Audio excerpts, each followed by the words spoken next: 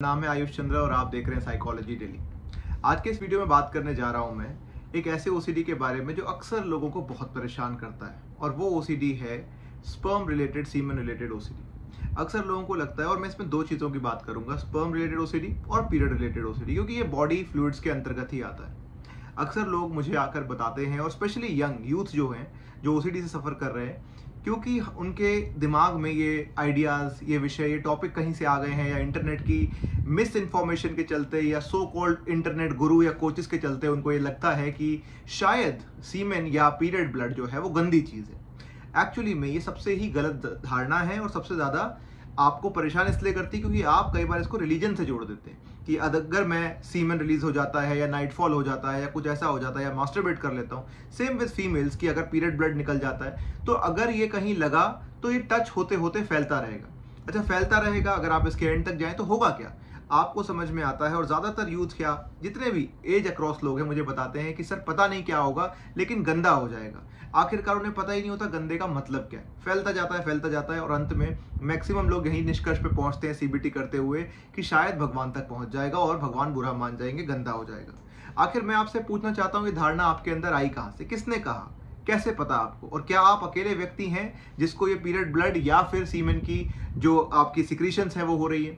ये body fluids हैं, ये बनते कैसे हैं, खाने से बनते हैं। आपका खान पान, न्यूट्रिशन, जो भी आप खाते हैं उसी से आपका रक्त बनता है, उसी से आपका सीमेन बनता है। और ये जो चीज़ें हैं, अगर आप एक सेब खा रहे हैं मान लीजिए, या रोटी सब्जी खा रहे हैं, तो अगर आप कहें रोटी सब्जी अच्छी है, सेब अच्छा है, लेकिन हमारी बॉडी फ्लूइड्स गंदे हैं, तो सोचिए कितना स्टूपिड लगेगा ये सुनने में। आपको खुद भी हंसी आएगी कि मैं क्या कह रहा हूँ।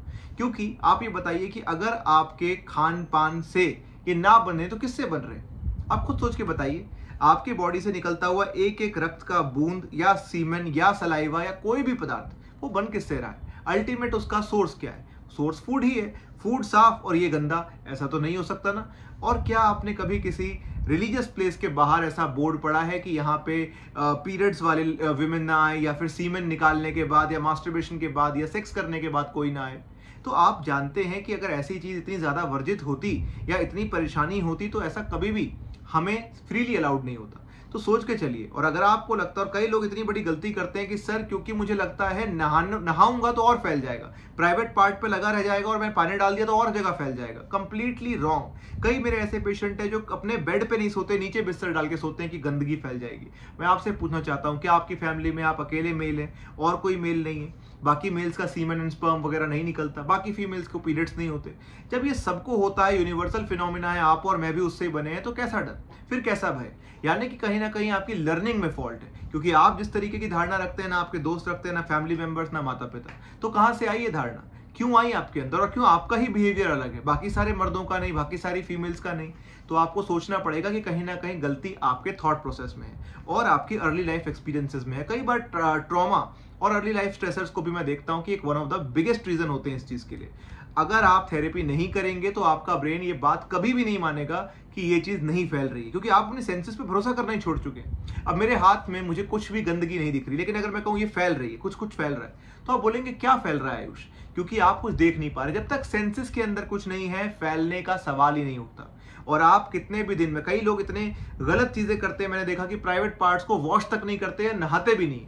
क्या सोच करके, अगर मैं नहाऊंगा, मैं वॉश करूंगा तो और गंदा हो जाएगा और मुझे बहुत टाइम लगेगा। अरे आप इस चीज से बचकर और ज्यादा इन्फेक्शंस और ज्यादा खराब कर रहे हो अपनी हालत। मेरे कई पेशेंट्स हैं जिनको अल्टीमेटली डॉक्टर्स के पास जाना पड़ा, क्योंकि इन्फेक्शन, फंगस, ऐसी चीजें हो गई उनको प्राइवेट पार्ट्स में। ना नहाकर, ना सफाई करके आप अपने आप के लिए और खड्डा खोद रहे हैं, अपनी जिंदगी और तबाह कर रहे हैं। याद रखिए, right information, psycho education, insight oriented therapy जिसको कहते हैं, प्लस सीबीटी, एक्ट थेरेपी, और कुछ रिलीजियस कॉन्सेप्ट्स को अगर आप दोबारा से समझ लें, एक रीलर्निंग कर लें, एक बच्चे की तरह दोबारा आपके दिमाग को मैं रीट्रेन कर दूं, इसको हम कहते हैं psychological brain washing for positive change. अगर ये हम थेरेपी के अंदर करें और अंत में हम ईआरपी करें, एक्सपोजर करें, तो आपका जीवन भी एग्जैक्टली वैसा हो सकता है जैसे किसी भी और मेल या फीमेल का।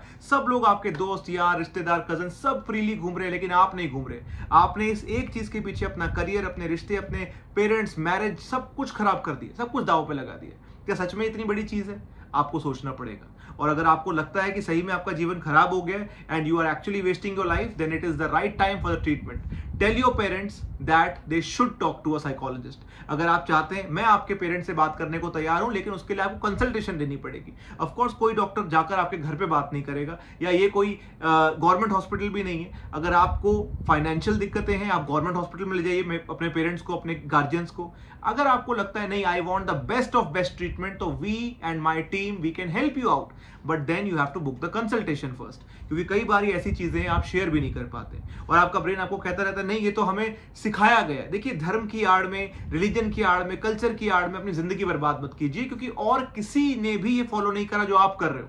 ठीक है, अगर आपका ब्रेन कहता नहीं तो धार्मिक चीज है, धार्मिक होता तो आपके आसपास, आपके धर्म, आपकी कल्चर को फॉलो करने वाले लोग सब ऐसा ही करते जैसा आप कर रहे हो। So you are not doing the normal behaviour, आप भी जानते हो दिल के अंदर, लेकिन मैं आपको ठीक कर सकता हूं।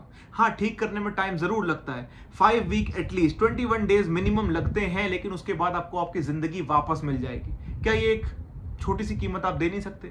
छोटी सी कीमत 21 दिन की। 21 दिन अगर आप अपना लगा दोगे, ट्रेन कर लोगे माइंड को, तो आपके आने वाले 21 साल या जितने भी साल हैं आपके, 50, 90, जितनी भी उम्र है, सब आराम से कटेगी। नहीं तो कैसे चलेगी आपकी मैरिज, कैसे एजुकेशन और फाइनेंसेस करेंगे? जिंदगी में एक चीज पे अटक जाना ही अब नॉर्मलिटी की निशानी होती है। याद रखिएगा, मैं आपको ट्रेन कर सकता हूं, या कोई भी साइकोलॉजिस्ट या ओसीडी एक्सपर्ट के पास अगर आप जाएंगे, यू विल गेट बेटर। मैं चाहता हूं जितनी इंफॉर्मेशन मैं यूट्यूब के माध्यम से फ्री में दे सकूं और आप घर बैठे ट्रीट हो जाए, मेरी तो उम्मीद ही यही है। लेकिन अगर आपको लगता है हेल्प चाहिए, तो I am always there, my team is always there.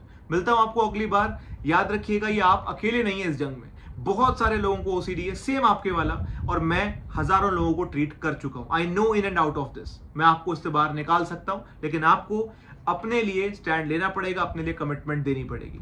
मिलता हूं अगली बार। आपको ध्यान से सोचिएगा इस बारे में कि अगर आपकी ये सारी समस्या है, आप इस वीडियो से रिलेट कर पाए, तो याद रखिएगा कि आयुष सर को ये सिर्फ इसलिए पता है क्योंकि आप अकेले नहीं है और मैं हजारों लोगों को ट्रीट कर चुका हूं। मिलता हूं अगली बार। Keep beating your fears like a pro.